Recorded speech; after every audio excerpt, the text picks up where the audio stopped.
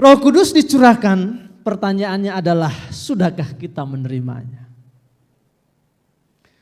Sehingga kita tidak hanya tahu bahwa Roh Kudus sudah dicurahkan 2000-an tahun yang lalu dan kita memperingati setiap tahun menjadi momen bagi kita untuk memperingati, tetapi kita belum menerima Roh Kudus.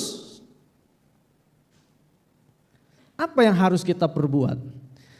Coba slide berikutnya, Kisah Rasul pasal yang kedua 38. Ini khotbah Petrus, Bapak Ibu, pada hari Pentakosta.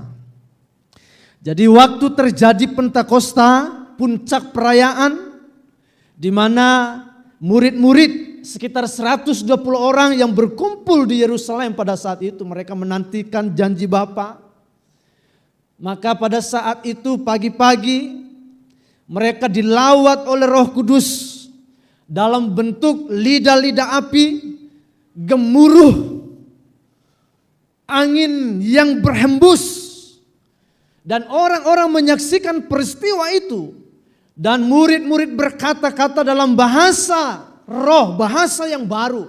Bahasa yang dikenal oleh orang-orang pada masa itu. Karena di Yerusalem pada waktu itu, pada puncak perayaan Pentakosta Yahudi, berkumpul segala bangsa dari segala penjuru untuk merayakannya. Dan ternyata pada saat murid-murid mengalami pencurahan Roh Kudus yang pertama ini, orang-orang mendengar murid-murid itu berbahasa dalam bahasa yang mereka kenal, yang mereka tahu. Kalau ada orang Indonesia yang hadir di sana, maka bahasa Indonesia yang mereka tahu. Kalau ada orang dari Papua, maka orang Papua mereka mendengar dalam bahasa Papua.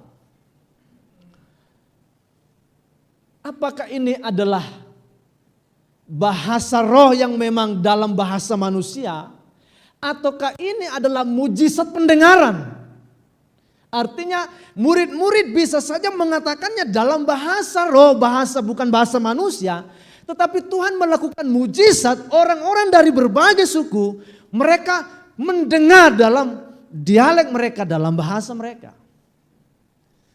Dan karena Roh Kudus sudah dicurahkan, maka Petrus yang tadinya seorang yang pengecut, seorang yang ketakutan, seorang yang tidak berani, Roh Kudus memberikan kekuatan, memberikan kuasa, memberikan dunamis kepada Petrus sehingga dia bangkit dan berdiri berkhotbah kepada kurang lebih 3.000 orang pada masa itu. Dan mereka terharu, tergerak hatinya ketika mendengar khotbah Petrus. Dan mereka bertanya, apa yang harus kami perbuat? Ini jawab Petrus. Bertobatlah dan hendaklah kamu masing-masing memberi dirimu dibaptis dalam nama Yesus Kristus untuk pengampunan dosamu. Maka kamu akan menerima karunia Roh Kudus. Perhatikan baik-baik ayat ini, supaya kita tidak salah. Di situ dikatakan bertobat dan hendaklah masing-masing memberi dirimu dibaptis dalam nama Yesus Kristus untuk pengampunan dosamu. Kata untuk seolah-olah memberikan indikasi bahwa syarat untuk diampuni dosa adalah dibaptis air. Tidak demikian. Terjemahan yang lebih tepat adalah hendaklah kamu memberi dirimu dibaptis dalam nama Yesus Kristus karena pengampunan dosamu. Jadi baptisan air tidak identik dengan pengampunan dosa. Pengampunan dosa kita hanya dikerjakan oleh Yesus Kristus di atas kayu salib. Yang kita terima dengan iman melalui langkah pertobatan yang kita tunjukkan. Baptisan air bukanlah untuk mengampuni dosa kita. Tapi ketika kita menerima baptisan air, itu adalah sebuah tanda bahwa kita mengakui, percaya akan segala karya Kristus yang sudah mengampuni segala dosa-dosa kita. Sehingga terjemahan yang tepat, hendaklah kamu memberi dirimu dibaptis dalam nama Yesus Kristus karena pengampunan dosa yang sudah dia perbuat. maka kamu akan menerima karunia Roh Kudus. Nah di sini perhatikan lagi. Karunia Roh Kudus tidaklah berbicara tentang karunia-karunia rohani seperti bernubuat, berbahasa roh, mengadakan mujizat. Bukan.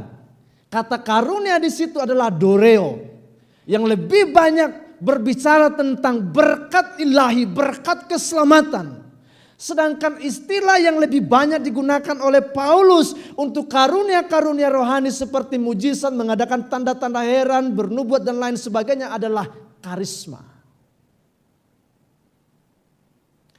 Apa maksudnya di sini?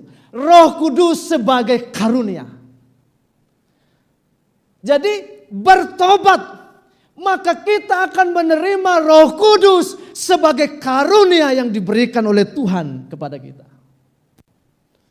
Jadi kalau kita tidak bertobat dan percaya kepada Yesus Kristus, maka kita tidak akan menerima Roh Kudus. Dengan kata lain, kalau kita belum percaya dan bertobat, maka kita tidak akan mengalami baptisan Roh Kudus. Roh Kudus adalah oknum atau pribadi ketiga dari Allah Tritunggal. Sebagai oknum ketiga dari Allah Tritunggal, Roh Kudus memiliki hakikat yang sama. Sebagai Allah, Dia tidak lebih rendah dari Bapa dan Anak, juga tidak lebih tinggi daripada Bapa dan Anak. Tidak ada persaingan, tidak ada subordinasi pada ketiganya. Maksudnya ada subordinasi. Maksudnya Bapa tidak lebih daripada Anak dan Roh Kudus sebagai pelayan. Tidak ada hierarki di antara ketiganya. Mereka memiliki hakikat yang sama karena tiga pribadi ini memiliki atribut-atribut yang sama yang dimiliki oleh Allah. Tiga pribadi yang berbeda. Tapi pribadi ini tidak terpisah. Kalau tiga pribadi kalau terpisah, maka itu akan membuat kita jatuh pada pemahaman triteisme, tiga Allah. Kita orang Kristen tidak menyembah tiga Tuhan, tetapi hanya satu Tuhan. Tetapi dalam tiga pribadi. Pribadi ini tidak terpisah, tetapi saling menyatu. Bagaimana menjelaskannya? Memang susah. Memang susah. Ada orang yang menganalogikan, misalnya saya berkhotbah. Kemudian Bapak Ibu mendengar khotbah saya. Khotbah ini juga direkam. Sama. Dan khotbah ini juga dibukukan. Sama. Ada buku, ada yang langsung didengar, ada yang direkam. Sama isinya. Tetapi ketiga bentuk ini tetap terpisah. Ketika buku itu ada di tempat lain, maka waktu saya berkhotbah tidak ada, rekaman itu tidak ada. Terpisah. Itu tetap jatuh pada pemahaman yang menyimpang, triteisme, tiga Allah. Kita tidak menyembah tiga Allah. Ada juga yang menganalogikan saya sebagai bapak di rumah, tapi juga saya sebagai dosen di sekolah tinggi, tapi juga saya sebagai seorang pejabat di gereja Betel Indonesia. Tetap terpisah. Itu jatuh kepada paham modalisme. Artinya apa? Itu hanya modus keberadaan. Hanya satu pribadi tetapi tiga cara berada. Itu juga salah. Kalau satu pribadi dan tiga cara berada, maka pada waktu Yesus ada di bumi, maka sorga kosong, tidak ada Bapa di sana. Waktu Yesus disalib, sebenarnya itu juga Bapa yang disalib. Itu salah. Roh Kudus adalah pribadi ketiga daripada Tritunggal. Artinya kita harus memperlakukan Roh Kudus seperti Allah. Roh Kudus bukanlah pesuruh kita. Roh Kudus juga bukan sekedar kuasa yang kita bisa manfaatkan, yang kita bisa demonstrasikan. Roh Kuduslah yang mengendalikan kita, yang bekerja melalui kita. Bukan kita yang punya kuasa. Seolah-olah Roh Kudus itu kita pakai untuk menunjukkan bahwa kita orang yang sakti, orang yang hebat, orang yang diurapi. Bukan. Jika demikian kita tidak memperlakukan Roh Kudus sebagai Allah. Sebagai pribadi, Roh Kudus memiliki pikiran. Roh Kudus bisa menyelidiki pikiran. Kalau hanya sekedar kuasa misalnya atau sekedar sebuah pengaruh, misalnya angin. Angin memberikan pengaruh kepada kita. Angin kita tidak bisa lihat, tapi kita bisa rasakan. Apakah angin bisa berpikir? Tidak. Sama seperti Roh Kudus kita tidak bisa lihat, tapi kita bisa rasakan dia bekerja. Tapi yang membedakan dengan angin sebagai pengaruh, sebagai sesuatu yang punya daya kuasa, Roh Kudus punya kuasa, punya pikiran.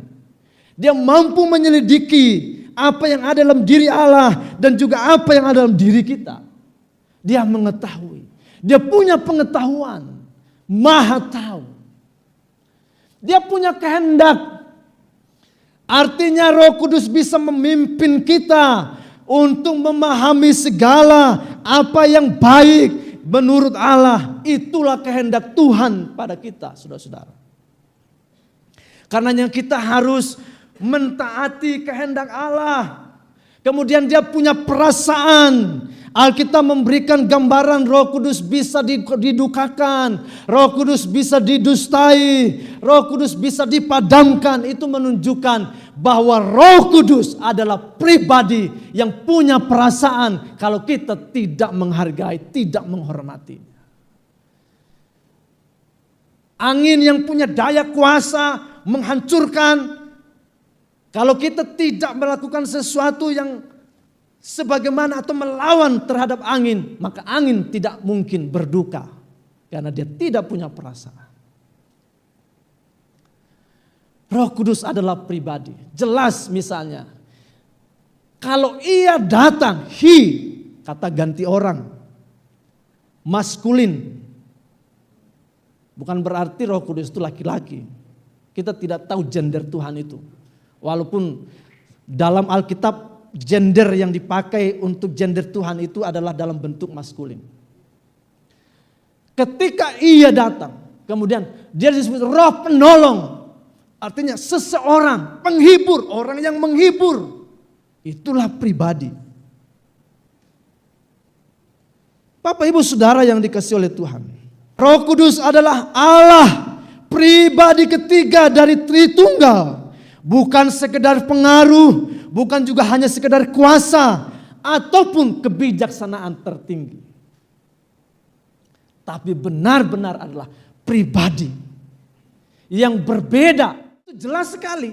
Bapa berbeda dengan anak. Bapa bukan anak, anak bukan bapa. Bapa itu bukan Roh Kudus itu bukan bapa. Roh Kudus bukan anak, anak bukan Roh Kudus. Tapi Bapa adalah Allah, Roh Kudus adalah Allah, anak adalah Allah. Jadi Bapak Ibu Saudara yang dikasihi oleh Tuhan, Roh Kudus adalah pribadi ketiga. Dia Allah, bukan sekedar pengaruh, bukan sekedar kuasa, bukan sekedar sebuah kebijaksanaan yang tinggi atau hikmat tertinggi yang kita bisa miliki. Baptisan Roh Kudus adalah terminologi untuk menerima Roh Kudus. Roh Kudus dicurahkan. Kita peringati setiap tahun. Pertanyaannya sesuai dengan judul khotbah ini. Sudahkah kita menerima? Bagaimana membuktikan menerimanya? Baptisan Roh Kudus. Kita tidak akan mungkin bisa dipenuhi atau mengalami kepenuhan Roh Kudus. Kita tidak akan bisa mengalami pengurapan Roh Kudus. Kita tidak akan bisa dipimpin Roh Kudus kalau kita tidak awali dengan baptisan Roh Kudus. Bagaimana mungkin kita dipenuhi Roh Kudus kalau kita belum menerima Roh Kudus? Sekali lagi, baptisan Roh Kudus adalah terminologi untuk menerima Roh Kudus. Sehingga kalau kita belum dibaptis Roh Kudus, kita tidak akan mungkin mengalami kepenuhan atau dipenuhi Roh Kudus. Kepenuhan atau dipenuhi Roh Kudus adalah manifestasi atau dampak dari karya Roh Kudus yang terjadi dalam diri kita yang kelihatan. itu dipenuhi Roh Kudus. Sedangkan baptisan Roh Kudus adalah kita ditenggelamkan di dalam Allah, di mana kita menyatu dengan Tuhan, dengan Roh Kudus. Sebelum kita menyatu, roh kita menyatu dengan Allah Roh Kudus, kita tidak akan mungkin melihat dampak karya Roh Kudus melalui kepenuhan atau dipenuhi. Kita tidak mungkin juga dipimpin Roh Kudus karena memang kita belum menerima Roh Kudus. Jadi Bapak Ibu Saudara yang dikasihi oleh Tuhan, baptisan Roh Kudus merupakan pengalaman lanjutan dari pertobatan.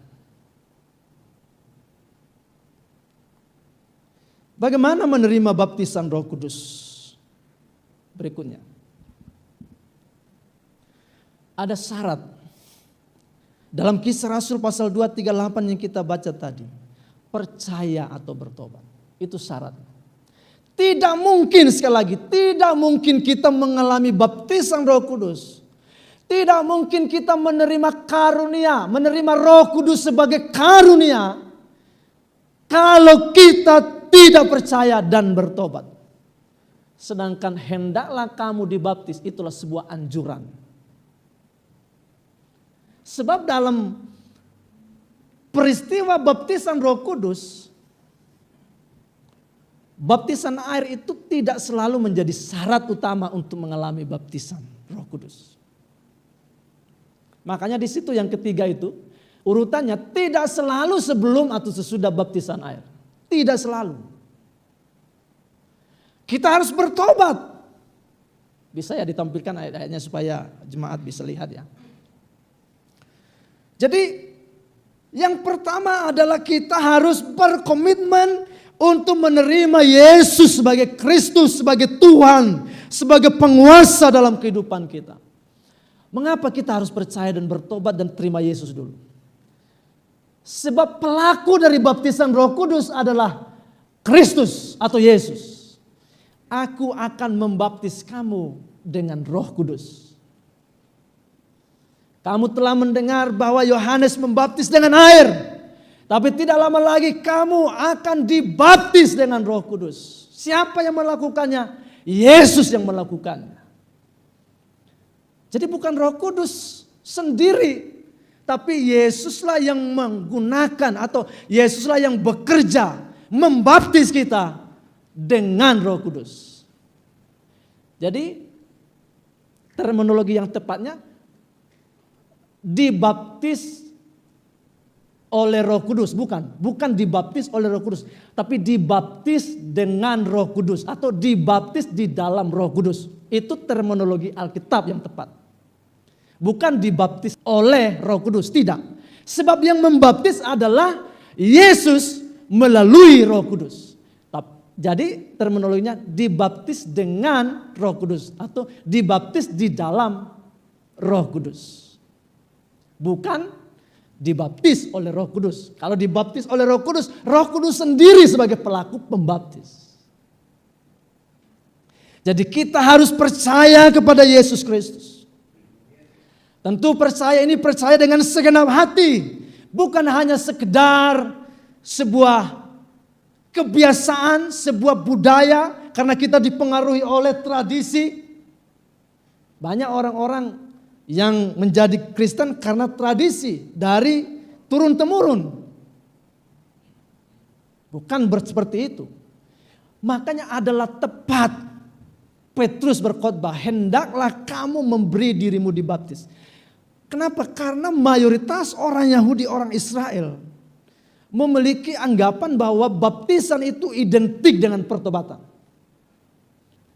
Padahal orang yang dibaptis belum tentu bertobat. Sekali lagi, orang yang dibaptis belum tentu bertobat. Tapi orang yang bertobat pasti bersedia untuk dibaptis. Baptisan tidak identik dengan pertobatan. Sekali lagi, itu adalah anggapan orang-orang Yahudi, orang-orang Israel. Makanya tepat Petrus berkata, bertobat dan hendaklah kamu memberi dirimu untuk dibaptis. Petrus membedakan dua hal itu. Lalu bagaimana cara yang ditunjukkan oleh Alkitab? Bagaimana peristiwa baptisan Roh Kudus itu terjadi? Lewat doa. Dalam Kisah Rasul pasal 1 itu jelas sekali. Ketika Tuhan Yesus berkata, jangan tinggalkan Yerusalem ya. Kalian harus menantikan janji Bapa. Mereka kembali ke Yerusalem setelah mereka menyaksikan kenaikan Kristus ke sorga. Apa yang mereka lakukan? Mereka menanti dengan berdoa. Pada puncak hari ke-10 dalam doa mereka itu, mereka menerima lawatan Roh Kudus pada hari ke-50. Dengan doa. Apalagi dalam Kisah Rasul 8 atau Kisah Rasul 19 lewat penumpangan tangan. Paulus menumpangkan tangan. Petrus menumpangkan tangan. Maka orang-orang mengalami baptisan Roh Kudus. Ada peristiwa-peristiwa misalnya murid-murid yang sudah dibaptis di dalam nama Kristus. Tetapi karena mereka belum menerima Roh Kudus, menerima baptisan Roh Kudus, maka tetap mereka harus ditumpangkan tangan supaya menerima Roh Kudus. Apakah hanya lewat dua ini? Tentu tidak. Keluarga Kornelius misalnya dalam Kisah Rasul pasal 10 ayat 44. Tidak melalui penumpangan tangan juga. Tidak juga lewat doa. Tapi ketika Petrus berkhotbah kepada keluarga itu mendengar khotbah Petrus, tiba-tiba Roh Kudus turun atas mereka. Dan mereka berkata-kata dalam bahasa lain, bahasa roh. Jadi tidak selalu lewat doa dan penumpangan tangan. Pada saat dengar khotbah seperti ini pun, Tuhan bisa bekerja dan membaptis kita. Syaratnya tadi itu, percaya dan terima Kristus. Percaya, bertobat sungguh-sungguh, responi firman Allah, maka kita akan diberikan Roh Kudus sebagai karunia Allah dalam hidup kita. Kemudian dalam Kisah Rasul 8, 15 sampai 16, Kisah Rasul 10 ayat 47 juga, di situ jelas sekali bahwa bisa terjadi baptisan Roh Kudus itu terjadi sebelum adanya baptisan air, bisa. Atau bisa juga terjadi sesudah baptisan air. Bisa. Lalu apa sebenarnya tujuan dari baptisan Roh Kudus? Yang pertama adalah meterai penyatuan atau dimasukkannya orang percaya menjadi anggota tubuh Kristus. Meterai penyatuan bahwa kita termasuk sebagai anggota dari tubuh Kristus. Kita tidak lagi memiliki tembok pemisah antara satu dengan yang lain. Bapak Ibu Saudara yang dikasihi oleh Tuhan, ini penting bagi kita. Kalau Roh Kudus belum ada pada hidup kita, atau kita belum terima Roh Kudus, sekalipun kita ada di dalam gereja, kita belum dimeteraikan menjadi anggota dari tubuh Kristus. Kalau begitu betapa pentingnya baptisan Roh Kudus ini. Iya. Ini adalah pengalaman lanjutan dari pertobatan.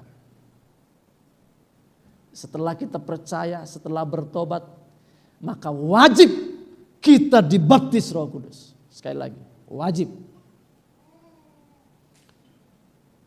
Mungkin Bapak Ibu bertanya, bagaimana saya tahu bahwa saya sudah dan belum dibaptis Roh Kudus? Poin kedua di situ. Tanda baptisan Roh Kudus adalah berbahasa roh. Dan dalam satu kesempatan disebutkan juga, bisa juga dengan nubuatan, bernubuat. Tapi lebih sering dengan berbahasa roh atau berbahasa lain. Berbahasa lidah. Memang dalam Alkitab, tanda-tanda yang menunjukkan seseorang dibaptis Roh Kudus tidak selalu disebutkan bahwa mereka berbahasa roh. Tapi juga tidak ada informasi Alkitab tanda apa selain bahasa roh itu. Tidak ada. Sekali lagi, dalam Alkitab memang beberapa pada kesempatan ada pengalaman baptisan Roh Kudus yang tidak disertai dengan adanya tanda-tanda berbahasa roh. Tapi juga tidak disebutkan tanda apa selain bahasa roh itu, nggak ada. Artinya kita harus menerima bahwa tanda orang dibaptis Roh Kudus adalah berbahasa roh. Tentu berbahasa roh itu bukan bahasa yang berasal dari keinginan kita yang kita buat-buat. Tapi kalau kita dengan penuh kerinduan, kita bertobat sungguh-sungguh, maka Allah sesuai dengan janjinya. Petrus berkata, sebab janji itu bagi kamu, bagi anak-anakmu, dan sampai keturunan-keturunanmu yang jauh, termasuk kita. Kalau Bapak di dunia saja meminta roti tidak diberikan batu, meminta ikan tidak diberikan ular, apalagi Bapamu di sorga, Dia akan memberikan Roh Kudus, kata Alkitab. Dia akan memberikan Roh Kudus. Sebab itu adalah sebuah keharusan bagi kita. Balik ke slide sebelumnya, balik. Dengan baptisan Roh Kudus, dengan menerima Roh Kudus, selain kita dimasukkan sebagai anggota keluarga Allah, kita diberikan dorongan kuasa, pemberdayaan untuk bersaksi. Kita tidak mungkin bisa melakukan perkara-perkara ilahi. Kita tidak mungkin bisa menginjil. Kita tidak mungkin bisa melayani Tuhan. Kita tidak mungkin bisa melihat tanda-tanda ajaib yang Tuhan kerjakan kalau Roh Kudus tidak ada pada kita. Tetapi kamu akan menerima kuasa kalau Roh Kudus turun ke atasmu. Kuasa di situ jelas berbeda dengan kuasa dalam Yohanes pasal yang ke-12. Kuasa dalam Injil Yohanes, exousia, sebuah otoritas, sebuah hak sebagai anak Allah karena kita sudah diangkat, sudah diselamatkan. Tapi kuasa dalam Kisah Rasul 1:8 ini dunamis. Kita mengenal dunamis, misalnya dinamit, memiliki daya ledakan, memiliki daya kekuatan untuk menghancurkan kuasa kegelapan, memanifestasikan kuasa Tuhan. Itulah memberikan kita pemberdayaan untuk melakukan perkara-perkara ilahi. Yesus berkata, bahkan perkara-perkara besar akan kamu lakukan lebih daripada apa yang kamu pernah saksikan yang aku lakukan. Itulah dunamis. Hanya dengan Roh Kudus yang kita terima, lewat baptisan Roh Kudus, kita bisa menerima kuasa itu. Tapi tentu sekali lagi, jangan memperlakukan kuasa itu sebagai sebuah kekuatan yang seolah-olah berasal dari diri kita dan kita memperdaya Roh Kudus yang memberdayakan kita. Ya. Jangan memperdaya Roh Kudus yang memberdayakan kita dengan cara memanfaatkan kuasa yang Dia berikan. Sebab di awal tadi saya jelas berkata, Roh Kudus adalah pribadi. Dia adalah Allah. Dia adalah setara dengan Bapa, setara dengan anak. Dia tidak lebih rendah dari Bapa, Dia tidak lebih rendah daripada anak. Mereka setara. Dan ketiga pribadi itu tidak terpisah. Makanya Yesus berkata, aku di dalam Bapa, Bapa di dalam aku. Barang siapa melihat aku sebenarnya ia melihat Bapa. Itulah yang saya maksudkan tadi. Pribadi ketiga itu tidak terpisah satu sama lain. Roh Allah ada padaku, ia telah mengurapi aku. Yesus bukan Roh Kudus. Pribadi kedua berbeda dengan pribadi ketiga.